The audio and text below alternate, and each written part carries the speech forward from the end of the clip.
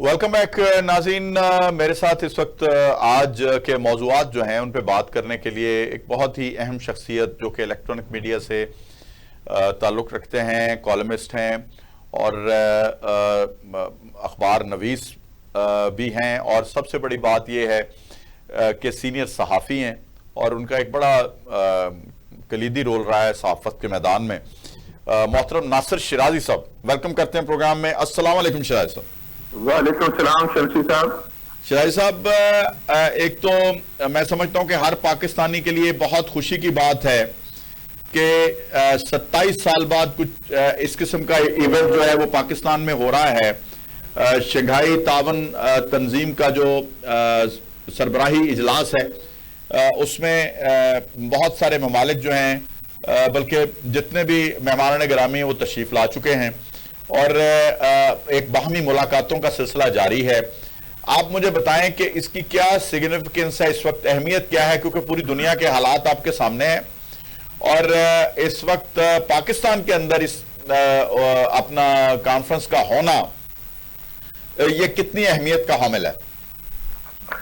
शमशी साहब, शंघाई तावन तंजीम बुनियादी तौर पर जो है वो इक्तिसादी मामलात को देखती है और ये तस्वीर जो है ये जिन 7 ममालिक से लिया गया था वो भी अपने इक्तिसादियात को संवारने के लिए और बेहतर बनाने के लिए इकट्ठे हुए थे। तो उस फोरम के क़याम के बाद सोचा गया कि इस खत्ते में भी ऐसा फोरम होना चाहिए। बहरहाल ये चाइना का क्रेडिट है, उसके बाद रूस का क्रेडिट है कि उन्होंने इस ख्याल को अमली जामा पहनाया। बात यह है कि जो ताकतवर मुल्क हैं, बड़े मुल्क हैं जिनकी इकोनॉमी ज्यादा स्ट्रांग होती है, फायदे उन्हीं को होते हैं। हम ये सोचते हैं कि इसमें हमें को बहुत ज्यादा फायदा होने जा रहा है, तो ये तो तवक्कुआत तो हमें वाबस्ता कर ली है, अंदर की कहानी कुछ और है। हमारे ब्रदर मुल्क का जो 135 वक्त आया है, क्या दुनिया में कभी किसी कॉन्फ्रेंस में इतना बड़ा वक्त कहीं गया है उससे पहले? हम तो अपने असासे बेच रहे हैं, हमारे असासों के खरीदार आए हुए हैं। अच्छा, अब आप अंदाजा फरमाइए कि जो मुल्क अपनी रेलवे नहीं चला सका, स्टील मिल नहीं चला सका, CIA नहीं चला सका, अब उसके इतने बुरे हालात हैं कि वो अपने एयरपोर्ट को लुक आफ्टर नहीं कर सकता, वो अपने एयरपोर्ट आउटसोर्स कर रहा है। तो इससे आप अंदाजा कर लें कि हमारी औकात क्या है। हम तो उसके हिसाब से बेच रहे हैं और डे टू डे बेस पे लिव कर रहे हैं कि अच्छा जी $2 अरब आ जाए तो हमारा 1 माह गुजर जाएगा, $4 अरब मिल जाए तो 3 माह गुजर जाएंगे, और अगर $7 अरब के मुआहदे हो जाए, MOU साइन हो जाए तो हमारा साल गुजर जाएगा। तो ये कोई कॉन्क्रीट प्लानिंग तो है नहीं। दूसरी एक पहलू और भी है जो कहा जाता है इन्वेस्टमेंट। देखिए, अगर हम अपने रेकोडेक्स में अपना शेयर बेच रहे हैं और कोई भी मुल्क दुनिया का है, अगर वो खरीद रहा है और औने पौने खरीद रहा है तो इसको हम इन्वेस्टमेंट नहीं कह सकते। ठीक है, हमने तो अपनी चीज बेच दी ना। इन्वेस्टमेंट वो होती है कि यहाँ कोई बहुत बड़े प्रोजेक्ट लगे, 2, 4, 10 हजार आदमियों को रोजगार मिले, एक कांस्टेंट इनकम जनरेट हो, कुछ इन्वेस्टर जो है वो ले जाए अपना शेयर और कुछ यहाँ पे रह जाए। यहाँ ऐसा कुछ नहीं हो रहा। अच्छा, हमने बहुत पहले सुना था कि जी कितने दर्जनों MOU साइन हुए हैं। मैं किसी और कॉन्फ्रेंस की बात कर रहा हूँ, आज की बात नहीं कर रहा। उसमें से एक जो मटेरियलाइज नहीं हो सका था प्रोजेक्ट। और मैं आपको मिसाल दे देता हूँ, इमरान खान साहब के जमाने में बताया गया था जी गवादर में एक ऑयल रिफाइनरी लग रही है। सही, वो ऑयल रिफाइनरी आज कहाँ है, कोई बता सकता है? सर, वो तो आपको इल्म है कि चाइना के मामलात पाकिस्तान के साथ को तकरीबन खान साहब की हुकूमत के साथ ही वो बैकग्राउंड में चले गए और उसमें कहानी कुछ और है। मैं एक और चीज सामने खान साहब में आ चुकी हुई है, प्रायोरिटी थी। देखिए हुआ क्या, हिजाजियों ने कहा गवादर में हम लगाएंगे, फिर बीच में चाइनीज इन्फ्लुएंस आ गया, उन्होंने कहा जी फला काम जो है वो हम अमेरिकी कंपनियों से कराएंगे। तो चाइना ने कहा कि हम यहाँ पे कुछ चने बेचने तो नहीं बैठे हुए ना, हम भी यही काम कर रहे हैं, तो अमेरिकी कंपनियां बीच में क्यों आएंगी? लिहाजा वो प्रोजेक्ट जो है वो फिर जिस रफ्तार से आगे बढ़ रहा है वो आपके सामने है। तो असल में हम जो हैं, हम एक सॉवरेन कंट्री नहीं है। अच्छा, इस पे जरा थोड़ा बता दें कि अगर ये प्रोजेक्ट ही पाकिस्तान CPEC के साथ मिलकर कर रहा है, ग्वादर एयरपोर्ट और दीगर, हमें क्या मिलेगा पहले तो ये बताया जाए ना। अमेरिकन का क्या काम था, जरा अमेरिकन कंपनीज का काम नहीं था। देखिए, ये हमारे हिजाजी भाइयों पे क्योंकि इन्फ्लुएंस है अमेरिका का, तो अमेरिका ने उनसे कहा कि हम इसमें घुसना चाहते हैं, हमें इसमें आप लाएं किसी न किसी तरीके से। तो हिजाजियों ने शर्त रख ली कि फला काम जो है उस रिफाइनरी में वो अमेरिकन कंपनियां करेंगी।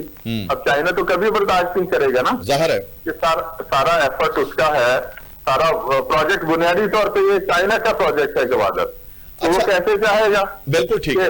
अच्छा, अब आपको जो इनके आपकी बातों को मैं आगे बढ़ाता हूं।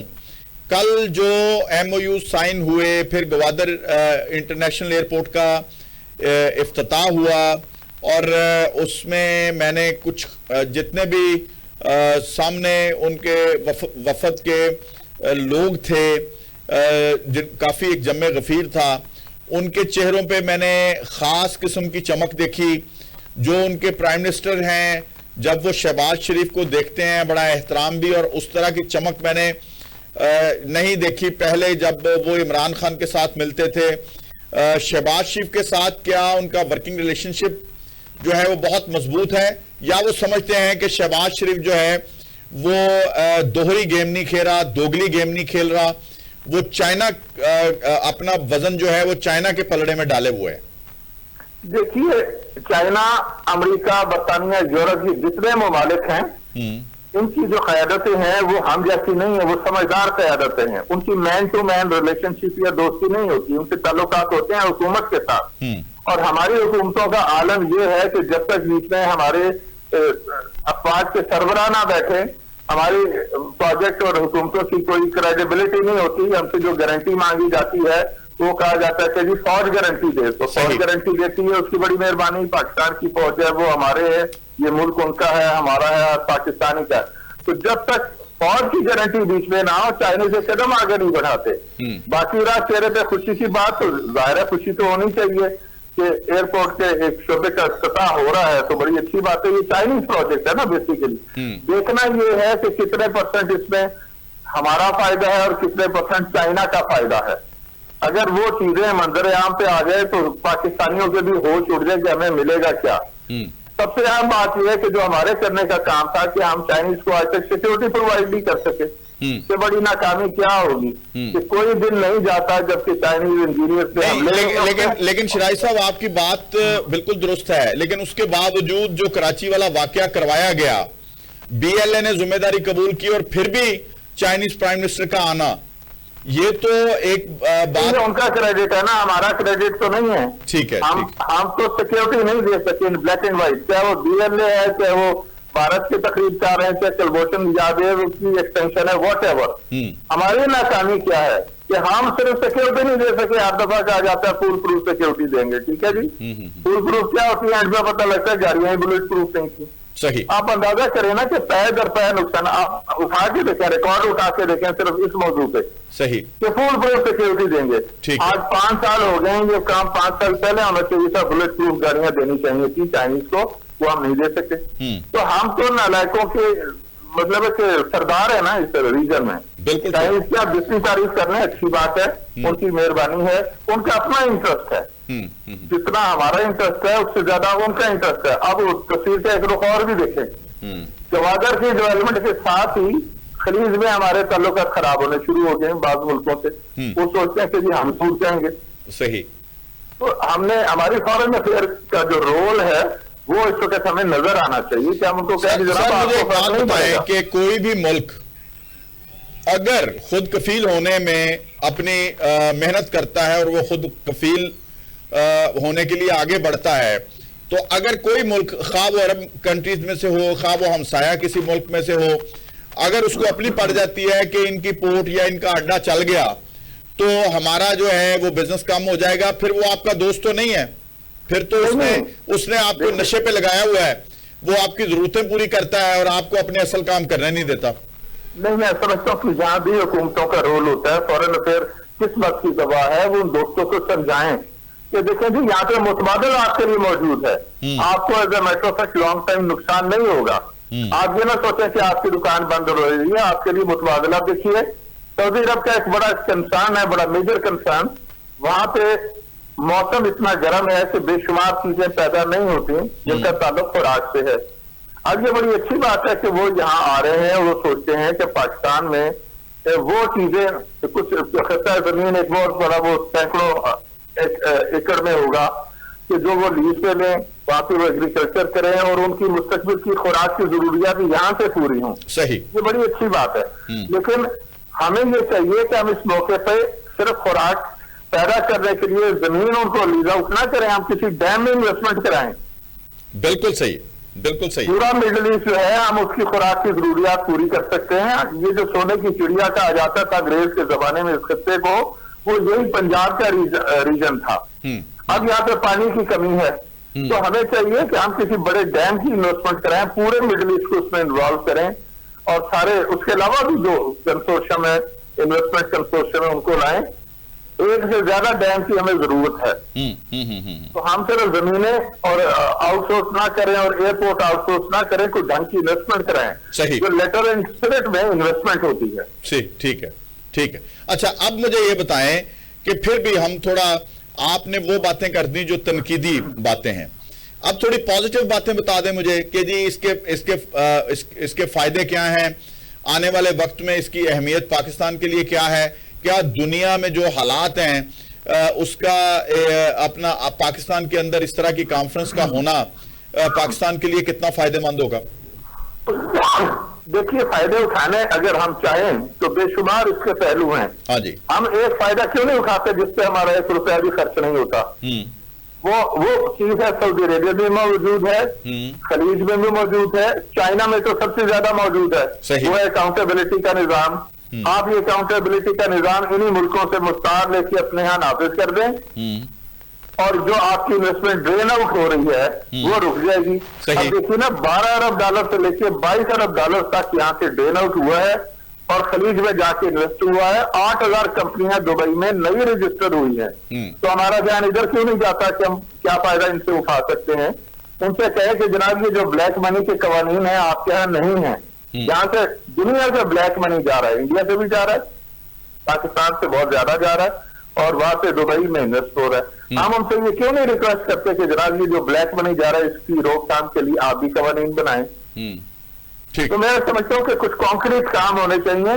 ये सिर्फ गार्ड ऑफ ऑनर दे दिया और जनाब पत्तियां निछावर हो गई और 100 गाड़ियों का काफिला जो है सिक्योरिटी आगे पीछे, बड़ी अच्छी बातें हैं। अच्छा, उसका इस्तकबाल इसी तरह होना चाहिए। आप जरा ये मुझे बताएं कि मैंने जो बात की, क्योंकि अब थोड़ा उससे हट के हम बात करते हैं कि चाइनीज डेलीगेशन की आपने बात की, उनकी तादाद की बात की, दुरुस्त है, लेकिन सर जब भी कोई आप काम कर रहे होते हैं, जब भी कोई आप मुआहदा साइन कर रहे होते हैं, तो जो गर्मजोशी है या सर्दमोरी है, इससे हम अंदाजा लगाते हैं कि कोई कितना सीरियस है। तो मुझे 3.5 साल जो थे, 4 साल इमरान खान के, फिर मैं वही सवाल करूंगा, वहां पे बड़ी सर्दमोरी नजर आई। इमरान खान वहां गए तो आपने देखा कि उस तरह ना कोई उनका इस्तकबाल हुआ, ना उनकी मुलाकातें उस तरह करवाई गई, वो खेल तमाशे करके वापस आ गए। जबकि इंटायरली डिफरेंट होता है कि जब शहबाज शरीफ वहां जाते हैं, उनका प्रोटोकॉल कुछ और होता है, वहां पे उनकी अहमियत कुछ और होती है, वहां उनको शहबाज स्पीड के नाम से याद रखा जाता है। और फिर कल हमने देखा कि जो मिलने का एक दूसरे के साथ गर्मजोशी थी, फिर जिस तरह से पुरानी बात नजर आई कि हिमालय से ऊंची, समंदरों से गहरी, शहद से मीठी, वो वाली बातें कल हमें स्पीचेस में नजर आई, यानी चाइनीज प्राइम मिनिस्टर की तरफ से भी और हमारे प्राइम मिनिस्टर की तरफ से भी। इसको क्या देखते हैं, कैसे देखते हैं मौजूदा हालात? अब इसका नतीजा देख लीजिए। जी जी, ये जो गर्मजोशी है बड़ी अच्छी बात है। देखना ये कि नतीजा क्या होता है। नवाज साहब और शहबाज साहब के दौर में जो एग्रीमेंट हुए हैं, उन्होंने तो पाकिस्तान की कमर तोड़ के रख दी है। अच्छा जी, उसमें बिजली के जितने मुआवजे हैं, जितना स्क्रैप था वहां से कोल पावर प्लांट वो उठा के इधर ले गए। वो तो बड़े खुश थे, वो तो बड़े खुश है इसमें से हमारा स्क्रैप उठा के ले गए और आपने कोल प्लांट लगा लिया जिसने पोल्यूशन में मुल्क की इजाफा किया। जो दुनिया में ऑब्सोलीट हो चुके हैं वो हम उठा के ले आए। तो वो तो गर्मजोशी उनकी तो वजह बनती है। फिर आगे चलें, यहाँ पे जो ऑरेंज ट्रेन है उसमें आप देखिए कि लाहौर में बेशुमार लोग सफर कर रहे हैं, इसमें कोई शक नहीं। लेकिन जो आदमी सफर नहीं कर रहा उसकी जेब से रोजाना 450 रुपए जा रहे हैं, क्योंकि उसमें सब्सिडी है 2 अरब रुपए माहाना की। अच्छा, अब ये मुआवजे की शक्ल देखे ना। सही। इसी तरह जो पावर प्लांट सीपैक के नाम पे लगाए गए, वहां कैपेसिटी पेमेंट हम तो कई हजार अरब रुपए दे के अपनी जान हमने शिकंजे में फंसाई हुई है कि जो बिजली ना बन रही है, ना हम खरीद रहे हैं, ना हम इस्तेमाल कर रहे हैं, उसकी हम पेमेंट कर रहे हैं। तो जरा जैसे वक्त गुडविल शहबाज शरीफ साहब, नवाज शरीफ साहब और चाइनीज मिल के लाए ना, क्यों हो ये माजी में बड़ा गलत मुआहदा हो गया। तो अब हम इसको रिवाइज करते हैं और जितनी बिजली बनाएंगे उतनी बेचेंगे, उतने पैसे लेंगे। तो वो तो हमें पता है वो उस तरफ तो चले गए हैं। नहीं गए। सुन ले। अच्छा, वो 5 प्रोजेक्ट पाकिस्तानी थे, वो 5 पाकिस्तानी थे जिन्होंने सरेंडर किया है। 2, 4, 5 और हैं जो सीपैक के प्रोजेक्ट हैं, जो चाइनीज ने लगाए हैं, वो उस पर नेगोशिएट करने के लिए तैयार नहीं है। अब मुझे बताएं, वो गर्म जोशी और वो जफ्फियां और वो जो पत्तियां डलती हैं, उनके पीछे होता क्या है? हमारी गर्दन काट के वो दे दी जाती है और कहा जाता है कि जी समुद्रों से गहरी तो शायद से मिट्टी तो हिमालय से ऊंची। ठीक है। अब अगर ये ऑफिशियली डिक्लेयर कर दें कि जनाब वो मुआवजे रिवर्स हो गए हैं, कैपेसिटी पेमेंट उन प्रोजेक्ट की खत्म हो गई है, तो चाइना ने लगाए, तो मैं समझूंगा कि हमारी बहुत बड़ी फतह। और फिर भी एक सवाल रह जाएगा जी कि दोस्तों ने हमारी क्यों जेब काटी, दोस्तों ने हमारा खून क्यों नचोड़ा, वो जो भी है, नॉट चाइनीज ओनली, जिन में भी वो पावर प्लांट लगे और कैपेसिटी की पेमेंट हुई है, वो हमारे दोस्त कब से हो गए, और जिन्होंने मुआवजे किए वो इस मुल्क के साथ कितने मुखलिस थे। ठीक है। अच्छा, अब जरा मुझे दूसरे ममालिक का बता दें जिनमें ईरान है, हिंदुस्तान है, खैर अफगानिस्तान को तो बुलाया ही नहीं गया इसमें, जो उनके हालात हैं उनको मेरा ख्याल है, या जिस तरह उनका रवैया है, वो शायद इस काबिल नहीं अभी बने कि वो किसी इस तरह की कॉन्फ्रेंस में शिरकत फरमा सकें। दीगर जो लोग हैं, काज़ाकिस्तान है, अब वो रवैया हम, या रशिया है, अब वो चाइना के तो आपने पॉजिटिव एस्पेक्ट्स कम बताए, नेगेटिव ज्यादा बताए, तो इनकी तरफ से जरा मुझे बताएं कि क्या हमारे जी बहुत शुक्रिया, बड़ा अहम सवाल है आपका, बहुत ही अहम सवाल है। देखिए, इंडिया कश्मीर हड़प कर चुका है, वो अमेरिका के कहने पे आया है, और उन्होंने आने से पहले भारत ने कह दिया कि हम एक रस्मी तौर पर शिरकत कर रहे हैं, हम न कश्मीर पे बात करेंगे, ना बायोलैटरल रिलेशन पे बात करेंगे, ना ट्रेड पे बात करेंगे। तो chapter is close from their side. वो किसी मौजू पे बात नहीं कर रहे, वो आते ना आते बात बराबर है। अब आ जाए ईरान। ईरान के साथ आपने गैस पाइपलाइन का मुआहदा किया, अमेरिका के इन्फ्लुएंस में आके आपने आज तक उससे कुछ नहीं किया। उन्होंने अपने हिस्से की पाइपलाइन बना दी, आपने कहा हमारे पास पैसे नहीं है, उन्होंने कहा हमसे ले लो, आपने उनके भी पैसे ले लिए, वो भी खा गए, पाइपलाइन करना बनाई। तो आप वो तो सिंसियरली आगे बढ़ते हैं, हम कितने सिंसियर हैं, हम किस किस के इन्फ्लुएंस में आके ना उनसे ट्रेड करने के लिए तैयार हैं, और हम कहते हैं जी पाबंदियां हैं। भाई पाबंदियां जिन्होंने लगाई हैं उन्होंने अपने मफाद के लिए लगाई हैं ना, आप उन पाबंदियों को क्यों कबूल करते? भारत से तिजारत के लिए जो हम मरे जाते हैं कि प्याज भी वहां से आ जाए, आलू भी वहां से आ जाए, और कारोबारी तबका जो है वो खुश हो जाए और निहाल हो जाए। भाई जो game changer in its real sense है वो है बिजली, सस्ती बिजली। आप ईरान से क्यों नहीं लेते, आप ईरान से गैस क्यों नहीं ले रहे? तो मुझे बताएं ना कि इन कॉन्फ्रेंस में क्या हम ये एक्नॉलेज करेंगे कि जनाब अब हम पाइपलाइन बनाएंगे? क्या ये ऐलान आएगा? नहीं आएगा। सही। और ये आना चाहिए, हमसे बहुत नहीं, आप डिमांड करें ना, देखिए ना, आप डिमांड करें, अपने कॉलेज में भी आप लिखते रहते हैं, डिमांड करेंगे, ये आना चाहिए। जब हमारे हमसाया मुल्क में ये चीज मौजूद है और वो हमें आधे से भी कम पैसों पे मिल रही है, तो फिर हम उस पर क्यों यानी अपना इंप्लीमेंट नहीं कर रहे? ये क्वेश्चन मार्क तो है ना जी। जी, पूरा पाकिस्तान ये डिमांड कर रहा है कि सरहद से सरहद मिलती है, हर चीज सस्ती वहां से मिल रही है, और सबसे इंपॉर्टेंट है गैस और पेट्रोल। आप लेने को तैयार नहीं है, तो हुकूमत से हम मुतालबा करते हैं कि बराए करम जो आपकी इक्तिसादी हालत बिल्कुल अब तो सांस रुकने वाला है। अच्छा, दूसरा अब आ जाए रशिया, काजाकिस्तान, उज्बेकिस्तान और अपना दीगर ममालिक जो इधर से आ रहे हैं, उनके बारे में देखिए, उनके पास भी गैस है और पेट्रोल है ना, लेकिन जो गैस और पेट्रोल हमारी सरहद से वो हम ले नहीं रहे। कतर से हम LNG मंगाते हैं, रूस से हम पेट्रोल लेना चाहते हैं। ये जो रियासतें हैं दीगर जिनका आपने नाम लिया, कजाकिस्तान है, किर्गिस्तान है, आज़रबाईजान है, यहाँ तो फासला बहुत है। आप देखें ना कि कैरेज कितनी पड़ेगी हर चीज की, और इन्वेस्टमेंट कितनी ज्यादा होगी। तो सेना तो भारत है, जो शराब मिल रही है उसकी भी, वो ईरान से पेट्रोल ले रहा है, सऊदी अरेबिया से भी वो ले रहा है, हालांकि सऊदी अरेबिया से भी ले रहा है, ईरान से भी ले रहा है, अमेरिका के साथ ताल्लुकात भी ठीक हैं, सबसे उसके ताल्लुकात, तो कोई खौफ नहीं है, उससे कोई खौफ नहीं। हम खौफ में मुब्तला हैं, जब तक हम अपना खौफ दूर नहीं करेंगे। नहीं सर, यहाँ पे मैं आपसे इत्तेफाक नहीं करता।